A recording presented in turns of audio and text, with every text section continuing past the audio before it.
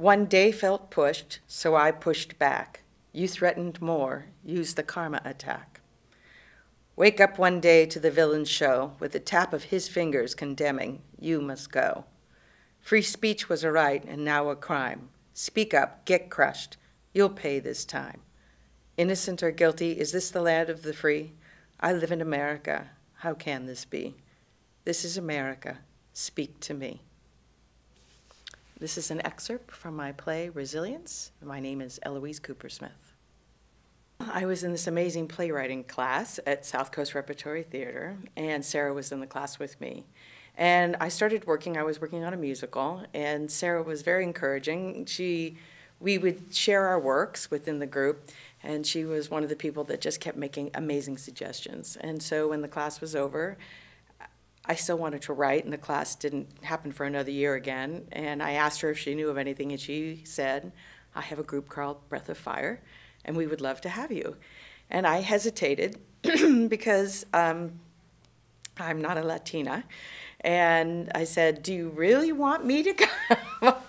And she said yes. And so I've been with them ever since. They're an amazing group. I feel incredibly fortunate to be a part of the Breath of Fire group. It's really significant. First of all, when I go to the space to write there, I write. I don't even have a hesitation. But in addition, having that kind of feedback from people who love to write and love other people, I have to say that's been one of the most inspiring, nurturing, safe places I could ever have written. And you need a place like that. The piece I wrote, for example, I would never have written in another spot. It's extremely political. It expresses something that I felt within the group and then felt compelled to write about and had the resources and the place to write it. So having something like Breath of Fire makes a huge difference in the artistic community for those who want to write and maybe aren't the first choice where other people reach out to have us write. So the play is called Re-sil-ience. It's spelled out in syllables. So because it's resilience in the sense that you are strong and can last, but it's also re-silencing. That's how it looks. Last week I was in Philadelphia, and for some reason I had to go see the Liberty Bell. And I walked in to see the Liberty Bell, and I went, my gosh, that huge crack, that is the way I feel about my play. That actually became the graphic for my piece. And what it's about is, it's a true story that happened to me 32 years ago that I didn't remember until President Trump had been elected. And I was sitting with Breath of Fire, and he had come out so against people that were not like him that the group was extremely emotional. And it just made me so angry. And as a person of Jewish background, I had actually been somebody had actually attacked me and singled me out. I worked for the YMCA, and when they found out I was Jewish, I didn't know who this was, and it was in 1987. So he would call all the time, and there was no caller ID or anything like that. And he put me in such a position that I had to choose life or death at his hand, and I chose death, but I'm still sitting here, so I guess there are miracles. And that's how I felt about these friends of mine, these co-writers, these artists of mine, being subjected to this incredible fear by a bully. And so my play is about the resilience against that kind of a bully and the choices we have to make when someone is scaring us so badly. How do you live your life? I personally could not live it in fear. And so, believe it or not, that all happens in 5 minutes. So a lot of stuff there, but yeah, definitely it's about being strong against bullies, and in particular, through our particular environment right now, against all of the artists that are being persecuted just because they're different.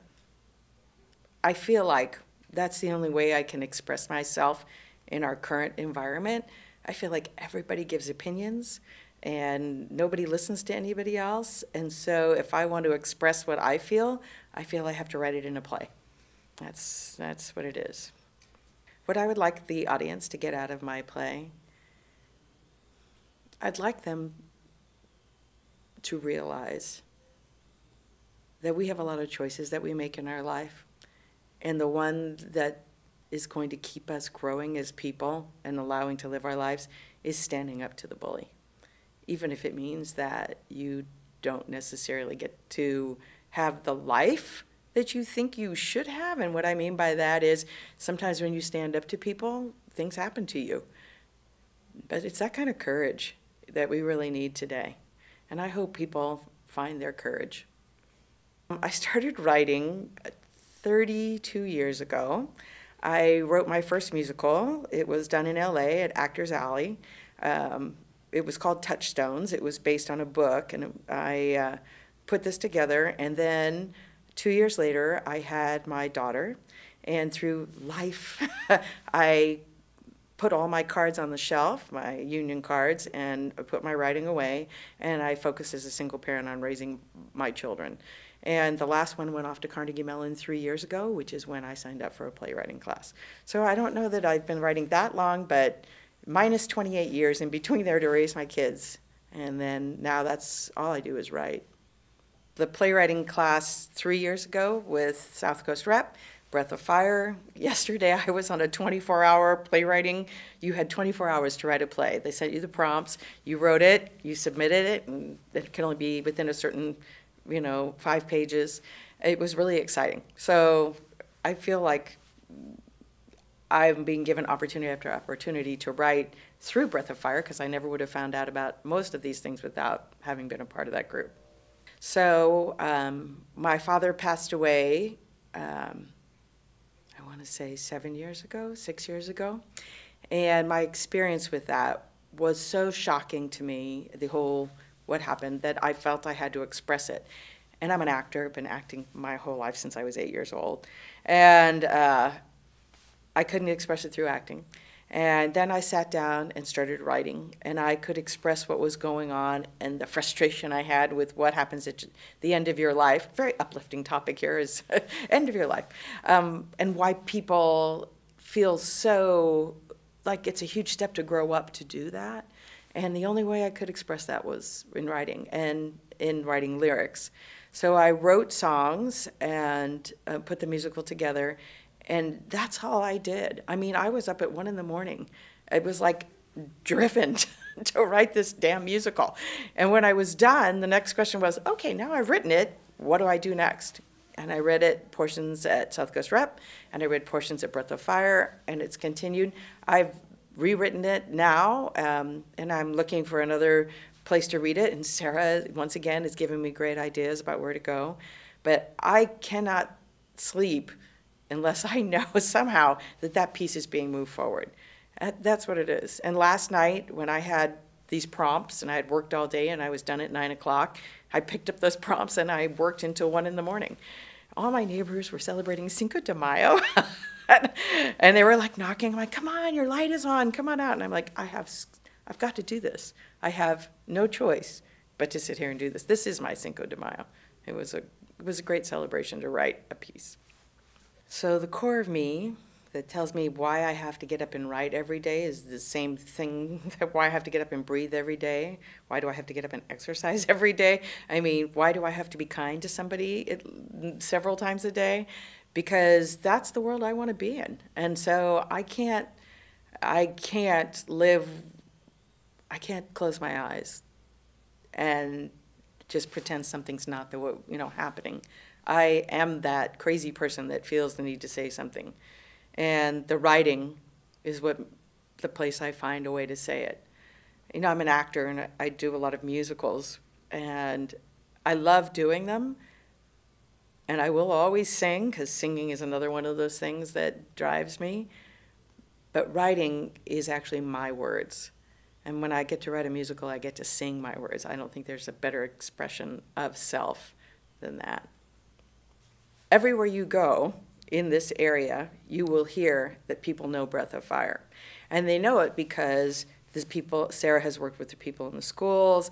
Diana Bourbano, who's one of the playwriting artists there as well, has worked with, I know, with OSHA, as well as Sarah has, which is the Orange County High School for the Arts in the area.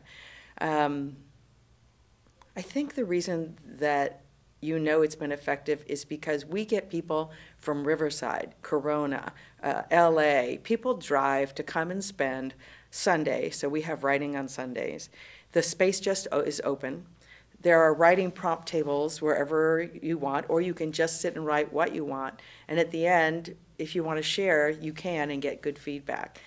I don't know a place that you can do that where they're not charging you a tremendous amount of money, or where they're not open to you doing just what you want to do and putting you on some kind of a curriculum. I'm a college professor. I find it very difficult to go to places. They want to teach you so much, they just don't want to let you express who you are. And Breath of Fire, because of their openness, it's in all the 5 counties. It's not just in Santa Ana. So it's everywhere. Because it will be the best 2 hours that you will have had of theater. You will see many voices. You will hear many approaches. I think the excitement of that kind of creativity, we lack that. Nothing against big blockbuster movies, but this is personal. These people are going to tell their personal stories, and they're going to do it in such a way that you're going to be touched, moved, experienced, not because there's some huge effect on a screen, but because their stories are that important. When I listen to the other people in Breath of Fire, and we'll do a writing prompt, I'm so inspired by the things they write. Each one of them has such an amazing depth of life experience, and they have the vocabulary to share it. So come to hear this fabulous afternoon, evening, because you're ready to be re-inspired yourself. You want to be reminded of the human condition yourself, and because you'd like to laugh a little, cry a little. You'd like to be that person that said, wow, I thought about that thing I saw last week and I'm still thinking about it.